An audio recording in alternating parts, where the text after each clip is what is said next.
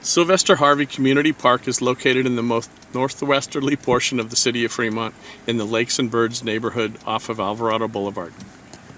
The park is basically a 12-acre island surrounded by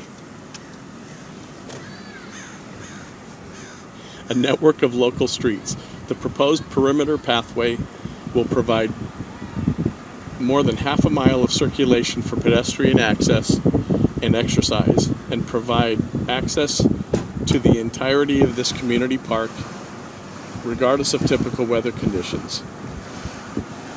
Currently, park access is limited to during inclement weather and often results in damaging foot traffic throughout and across the park turf areas in the rainy season.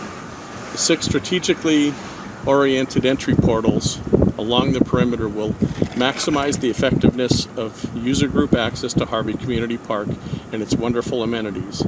The entries will be located at various street intersections so as to maximize the pedestrian access from neighborhood residents within walking distance of the park and help to define the active use areas more effectively.